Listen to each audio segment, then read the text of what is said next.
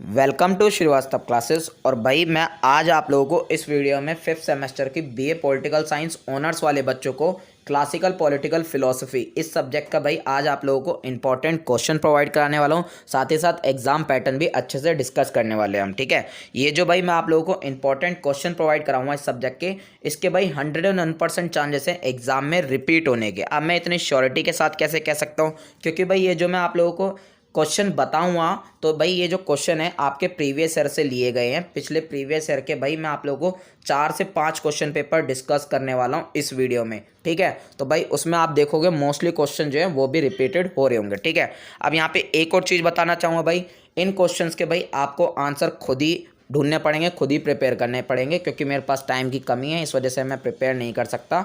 और टीम वगैरह भाई इस बार मैनेज नहीं हो पाई है, इस वजह से नोट्स वगैरह भी रेडी नहीं हुए हैं। ठीक है, अब यहाँ पे एक और चीज़ भाई आप लोगों को बताना चाहूँगा मैं। सबसे पहले आप लोगों को भाई सिलेबस के बारे में बता दूँगा मैं। सिलेबस देखो भाई, मैंने साफ सीधा सा सिलेबस यहाँ पे लिख रखा है, हिंदी इंग्लिश दोनों मीडियम में। बहुत से बच्चे पूछते हैं सिलेबस क्या है हमारा, तो भाई इस सब्जेक्ट का आप लोगों का सिलेबस जो है देख लीजिएगा। 4 यूनिट है आपकी, मैं स्क्रॉल डाउन कर देता हूँ, आप इसका स्क्रीनशॉट वगैरह जो है ले सकते हैं। अदरवाइज भाई इस पीडीएफ का लिंक जो है आपको नीचे डिस्क्रिप्शन में मिल जाएगा, वहाँ से भी आप पीडीएफ जो है ये ले सकते हैं। ठीक है, तो ये भाई 4 यूनिट थे आपकी पीडीएफ में, यानी कि 4 आपकी यूनिट्स दी गई हैं आपके सिलेबस में। ठीक है, अब भाई बात करते हैं आपके एग्ज़ाम पैटर्न की। तो एग्ज़ाम पैटर्न में भाई सबसे पहले क्वेश्चन आप लोगों के माइंड में यही आएगा कि हमें एग्ज़ाम करने के लिए भाई कितना टाइम मिलेगा।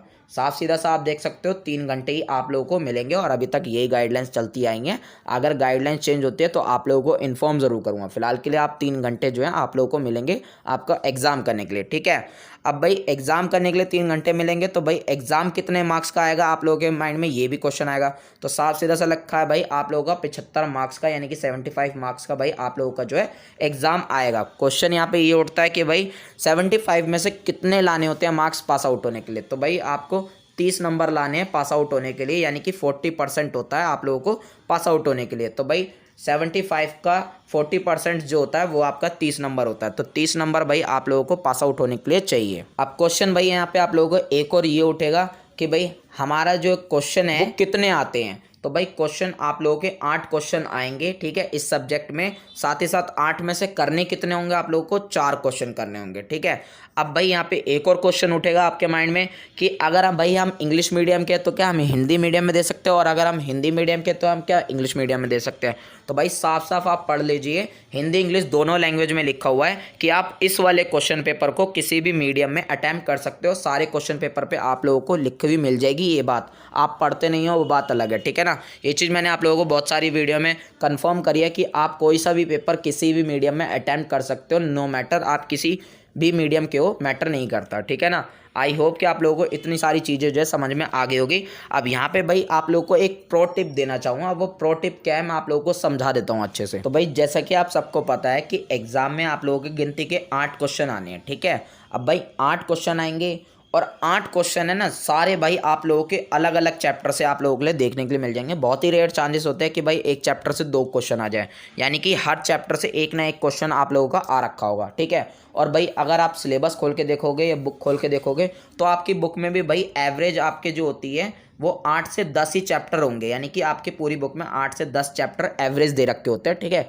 कम ज़्यादा हो सकते हैं, मैं जस्ट एवरेज बता रहा हूँ। ठीक है, तो 8 से 10 चैप्टर होते हैं। और आप लोगों को भाई ये बात भी पता होगी, आप लोगों का जो एक चैप्टर है वो भाई पूरा एक ही टॉपिक पे घूम रहा होगा, यानी कि उस चैप्टर में सिर्फ एक ही टॉपिक मेन होता है जो सबसे बड़ा दे रखा होगा। बाकी जो एडिशनल टॉपिक्स वगैरह दे रखे होते हैं वो एडिशनल नॉलेज के लिए दे रखे होते हैं, दैट्स इट। यानी कि पूरा चैप्टर सिर्फ एक ही टॉपिक पे घूम रहा होता है। तो इट मीन्स अगर उस चैप्टर से क्वेश्चन बनेगा तो सिर्फ उसी टॉपिक से रिलेटेड बनेगा, और जो एडिशनल टॉपिक्स होते हैं उनसे रिलेटेड नहीं बनता। इतना भी भाई आप लोगों को पता ही होगा। ठीक है, अब यहाँ पे स्ट्रेटेजी देखो भाई क्या है मेरी। अगर भाई आप लोगों के पास टाइम कम है और भाई आप लोगों को पास आउट होना है अच्छे मार्क्स से, तो देखो भाई साफ सीधा सा फंडा है। आप लोग अभी जो क्वेश्चन पेपर आप लोगों को प्रोवाइड कराऊंगा 4 से 5 क्वेश्चन पेपर, उसमें भी ये बात नोटिस करोगे कि भाई हर चैप्टर से एक एक क्वेश्चन आया होगा, ठीक है ना, हर चैप्टर से एक एक क्वेश्चन आया होगा आप लोगों का। तो आप लोगों को करना क्या है, साफ सीधी सी बात है भाई, जब 8 से 10 चैप्टर है, पेपर में भी भाई आप लोगों के 8 ही क्वेश्चन आने हैं, तो यानी कि हर चैप्टर से एक एक क्वेश्चन ही बनेगा भाई। और आइए आप चीज़ अभी देख भी लोगे, आप अपने सिलेबस से मैच आउट करके देख लेना, हर चैप्टर से मोस्टली एक एक क्वेश्चन ही बन रहा होगा, ठीक है। और वो सेम ही टॉपिक्स होंगे, बस उसे अलग अलग लैंग्वेज में जो है हर साल घुमा के दे देते हैं ये, और कुछ नहीं, ठीक है। अब आपके पास टाइम कम है, तो भाई मान लो आप लोगों के 8 चैप्टर हैं, तो 8 में से भाई आधे चैप्टर पक्के करके चले जाओ, बाकी 4 को भाड़ में जान दो। जो आप लोगों को लगता है कि आप ये 4 चैप्टर कर सकते हो, उन 4 चैप्टर को कर जाओ।